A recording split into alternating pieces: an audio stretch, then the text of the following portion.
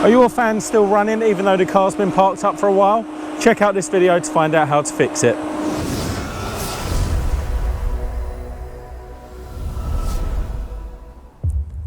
Hi there guys, welcome back to another Ross Perry Productions video and another video on my 2014 Land Rover Freelander 2. Now I'm guessing you're watching this video because you've just been faced with the same issue that I had, and that is that the fans are stuck on and you have to disconnect the battery to turn them off, otherwise they're forced on.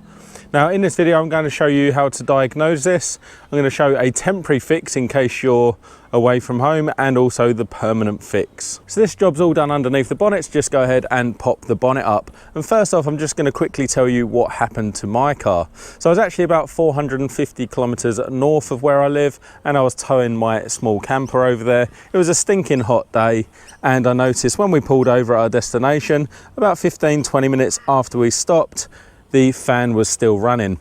Now it's quite normal for the fan to be running for a couple of minutes after you pull over, and that's because when you turn the car off, the engine temperature actually keeps rising because you've not got any airflow over the radiator. So the fan just forces some air over the radiator and then cools it down and then turns itself off. Now I noticed that that fan was still running, so I just popped open the bonnet and took a look inside, and actually noticed that I've got two fans there on the radiator. We've got one just down there and we've got one over there.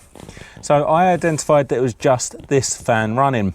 So that's important for you as well. What you need to do is pop open your bonnet and just check if it's one or both fans running. So as I mentioned, I was able to do a temporary fix whilst out on the road, and that was just by disconnecting the fan that was forced on. And what's ultimately happened is this switch down here has broken, because there's constant 12-volt power going to there. Just for that overrun scenario, when you've got the car turned off, it can still power either one of the fans. So I managed to just disconnect the fan that kept running because I knew that was the switch that was broken. When we started doing the long journey, I just connected them both up, but just knowing that if I was going to stop at a petrol station or for any period of time, I'd need to disconnect the battery, just otherwise it would go flat. Just before we go ahead and unbox the product, I just want to tell you that actually by the time we drove home, that 450 kilometers, the other fan actually stayed on permanently as well. So I know that both those switches are actually broken now. And I can show you that just by reconnecting the battery. And you can see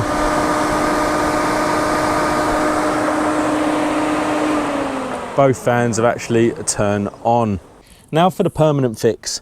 Now I've actually bought the fan control module, but I haven't bought it from Land Rover. I bought a generic part, and I will share a link for that as well, just because it is quite a common part.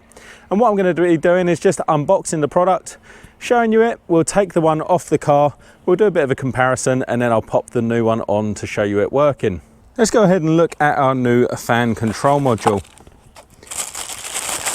So I think I paid about $30 or $35 for this Australian, and it looks exactly the same as the one on the car, and I'll show you that when we take the one off the car.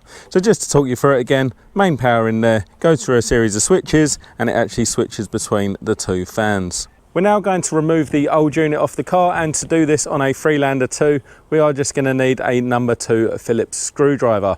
I have actually removed these in the past where you've needed a 10mm socket or spanner, but they're never held on with more than 1 or 2 bolts.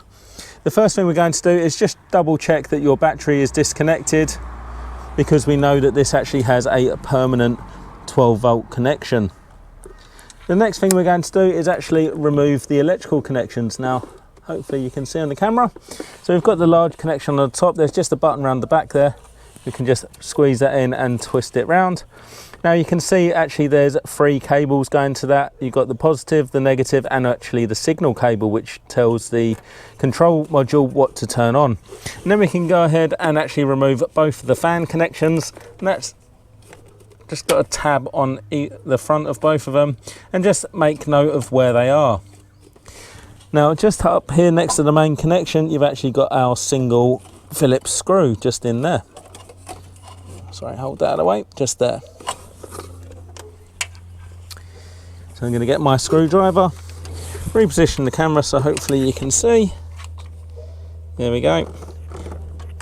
And then remove that screw all the way out, just making sure we don't drop it, because otherwise we'll be taking the belly pan down.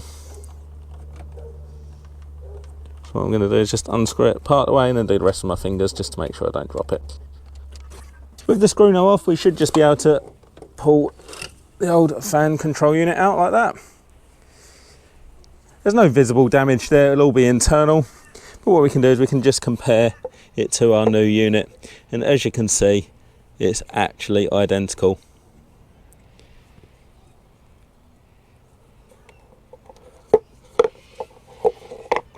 Just double check that all the tabs and the fixing points are the same, and obviously the electrical connections. And then we can go ahead and actually put the new one onto the car. Now those bottom two tabs on the left and right are actually locating tabs, so we're going to slide them into the fan housing and then just rotate that round. Perfect fit. And we can get our screw from earlier.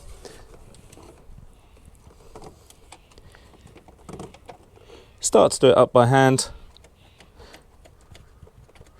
And once you've got it in, it's got some purchase, then we can go ahead and get our screwdriver. Once you're happy that's done up tight enough, we can go ahead and start making the fan connections, just making sure we get them in the right order. And they just click in, and then we can actually replace our large input connection on the top. There you go, that's installed. And now for the big test. If I connect the battery, will the fans turn on? Ready, steady, no. So there we go, that's all fixed. Now what I'd urge you to do is, at the first couple of runs you do in the car, just keep a close eye on the temperature gauge, just to make sure that it doesn't go over temperature, and the fan control module that you've purchased is either the incorrect one, or obviously it's faulty part, which sometimes happens. Now, I'm hoping that video got some people out of some sticky situations, or you just watched it for interest. Either way, please do give me a thumbs up, leave me a comment down below, check out some of my other videos, and subscribe to my channel.